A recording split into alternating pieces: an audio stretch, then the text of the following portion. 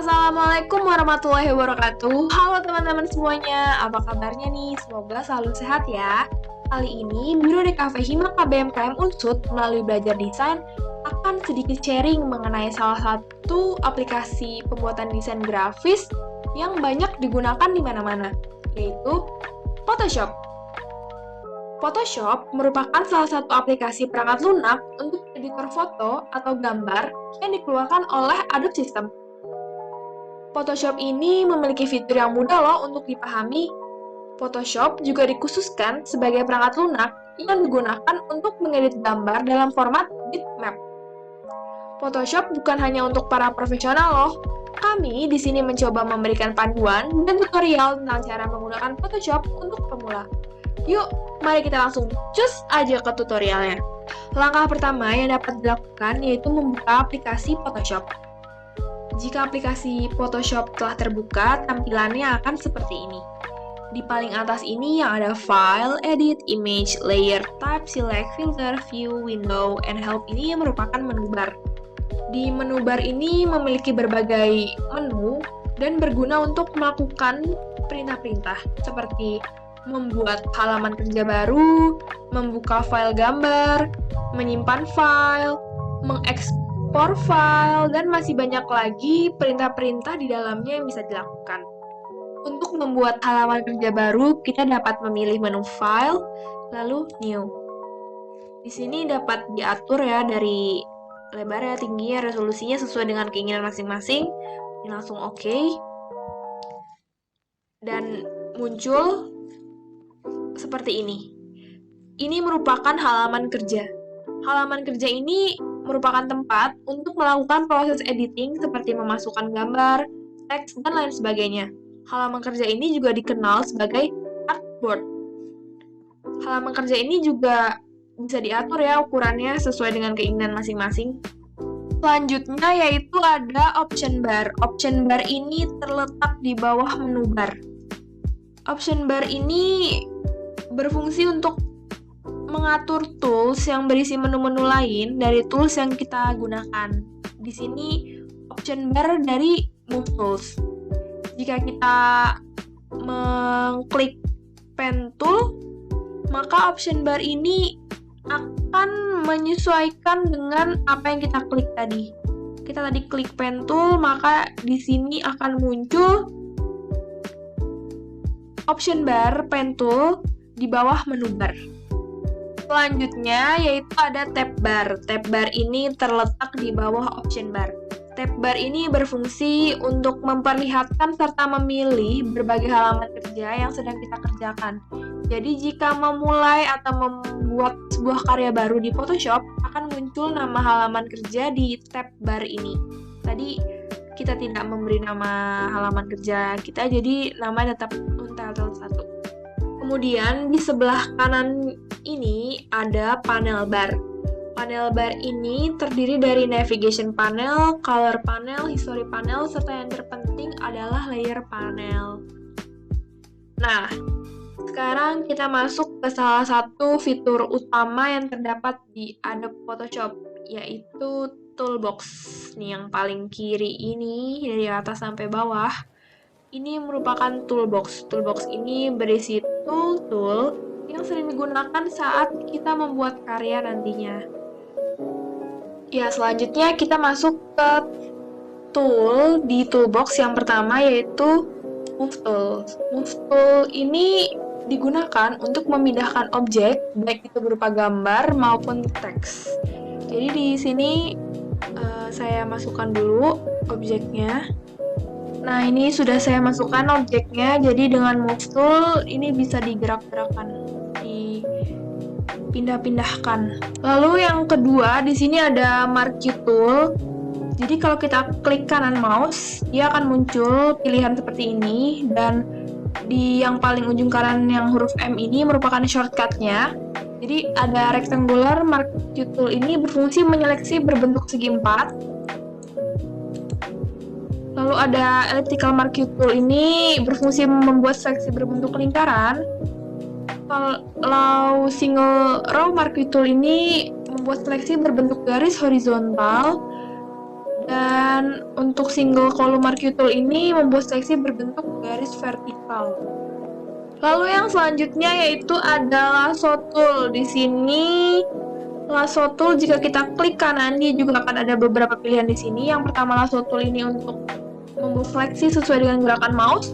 Lalu ada polygonal lasso tool ini membuat seleksi garis lurus, dan magnetic lasso tool ini berfungsi membuat seleksi sesuai dengan bentuk objek. Selanjutnya yaitu ada quick selection and magic wand tool. Jadi kalau kita klik kanan dia juga akan muncul quick selection tool yang berfungsi untuk membuat seleksi dengan cepat sesuai objek, dan magic wand tool ini berfungsi untuk membuat seleksi pada objek yang memiliki warna yang sama tapi bisa diatur toleransinya pada option bar. Jadi ini kalau warnanya sama hijau-hijau gini nih, nah dia bisa langsung nyeleksi sesuai dengan warna yang sama. Selanjutnya di sini ada cropping and slice tool. Jadi kalau kita klik kanan juga dia ada beberapa pilihan. Di sini yang pertama ada crop tool yang berfungsi untuk memotong bentuk persegi 4 atau persegi panjang. Lalu ada perspective crop tool yang berfungsi untuk memotong yang bentuknya bisa disesuaikan. Lalu ada slice tool yang berfungsi untuk membuat potongan-potongan gambar. Dan ada slice select tool yang berfungsi untuk memilih potongan gambar jika kita ingin menggesernya. Lalu yang selanjutnya ada eyedropper tool. Di sini kalau kita klik kanan juga ada eyedropper tool yang berfungsi untuk mengambil sampel warna pada gambar dan menyimpannya di box warna. Lalu ada color sampler tool, ada ruler tool yang berfungsi untuk mengukur panjang, sudut kemiringan, dan posisi pada gambar. Lalu ada note tool yang berfungsi untuk membuat catatan pada gambar. Kemudian di sini ada brush and patch tool. Di sini kalau kita klik kanan juga ada banyak pilihan. Pertama ada spot healing brush tool yang berfungsi untuk menghilangkan bagian tertentu pada gambar dengan cara menyamarkan warna di sekitarnya. Biasanya tool ini tuh digunain untuk menghilangkan jerawat gitu-gitu. Lalu ada healing brush tool, ini berfungsi untuk menduplikat bagian tertentu sesuai dengan gerakan mouse. Lalu ada patch tool yang berfungsi untuk menggantikan bagian yang diseleksi dengan bagian lain yang kita pilih dengan bentuk yang sama. Lalu ada content aware move tool yang berfungsi untuk memindahkan objek ke bagian lain dan otomatis akan menyesuaikan daerah tersebut dengan objek di sekitarnya. Lalu ada red eye tool, ini berfungsi untuk menghapus warna merah pada mata. Yang selanjutnya yaitu ada brush tool. Di sini kalau kita klik kanan akan muncul beberapa pilihan. Yang pertama ada brush tool yang berfungsi untuk mewarnai objek dengan bentuk yang bervariasi. Lalu ada pencil tool yang berfungsi untuk membuat objek coretan pensil. Lalu ada color replacement tool, ini berfungsi untuk mengubah warna pada gambar. Dan ada mixer brush tool, ini berfungsi untuk memberikan polesan dengan mencampurkan warna brush dan warna gambar. Kemudian yang selanjutnya ada clone stamp tool. Di sini kalau klik kanan juga ada clone stamp tool yang berfungsi untuk mengcloning area gambar. Lalu ada pattern stamp tool, ini berfungsi untuk mengcloning pola pada suatu objek gambar.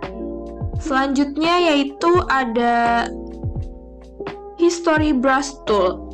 Nah, history brush tool ini berfungsi untuk mengembalikan gambar yang sudah di brush ke kondisi awal. Lalu ada art history brush tool yang berfungsi sama dengan history brush tool namun dengan gaya tertentu. Yang selanjutnya yaitu ada eraser tool. Eraser tool ini jika diklik kanan akan muncul eraser tool yang berfungsi untuk menghapus gambar, background eraser tool yang berfungsi untuk menghapus background pada suatu gambar, lalu ada magic eraser tool yang berfungsi untuk menghapus area pada gambar yang memiliki gambar padat. Lalu ada gradient tool. Gradient tool di sini berfungsi untuk membuat warna pada gambar atau layer. Lalu ada paint bucket tool. Paint bucket tool ini berfungsi untuk memberi warna pada suatu gambar atau layer. Lalu ada blur tool.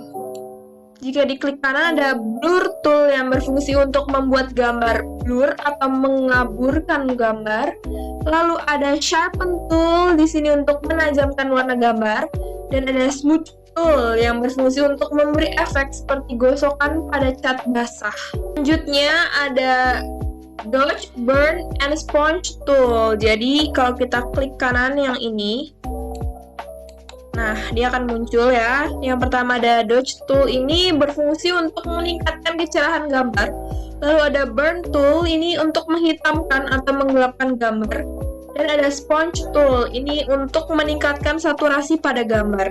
Selanjutnya ada Pen Tool. Jika diklik kanan, Pen Tool ini berfungsi untuk membuat seleksi titik-titik yang nantinya akan membentuk objek gambar. Lalu ada Freeform Pen Tool yang berfungsi untuk membuat path dengan bentuk yang bebas. Lalu ada Add Anchor Point Tool, di sini berfungsi untuk menambahkan titik pada objek yang sedang kita buat.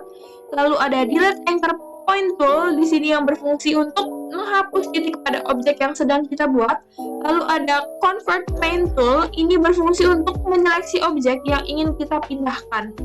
Lalu selanjutnya ada Type Tool. Nah, ini Type Tool, jika kita klik kanan akan muncul horizontal. Type Tool ini berfungsi untuk membuat teks dengan arah horizontal. Lalu ada Vertical Type Tool yang berfungsi untuk membuat teks dengan arah vertikal. Lalu ada Horizontal Type Mask Tool yang berfungsi untuk membuat area seleksi berbentuk teks dengan arah horizontal. Lalu ada Vertical Type Mask Tool yang berfungsi untuk membuat area seleksi berbentuk teks dengan arah vertikal. Lalu selanjutnya yaitu ada Path Selection Tool. Nah, ini kalau kita klik kanan juga ada Path Selection Tool yang berfungsi untuk memilih objek path. Lalu ada Direct Selection Tool yang berfungsi untuk memilih titik-titik atau poin pada suatu objek path. Lalu selanjutnya di sini ada Shape Tool. Nah, Shape Tool ini terdiri dari Rectangle Tool. Ini untuk membuat objek kotak. Lalu ada Rounded Rectangle Tool. Ini berfungsi untuk membuat objek kotak dengan sudut tumpul. Lalu ada Ellipse Tool. Ini berfungsi untuk membuat objek elips. Lalu ada Polygon Tool, ini berfungsi untuk membuat objek segi banyak atau bintang. Lalu di sini ada Line Tool, ini berfungsi untuk membuat garis. Dan ada Custom Shape Tool. Ini bentuk-bentuk custom. Shape-nya bisa dipilih di bagian option bar.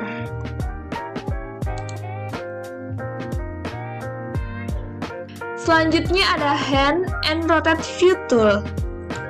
Nah, ini Hand Tool ini berfungsi untuk menggeser tampilan gambar dalam dokumen saja.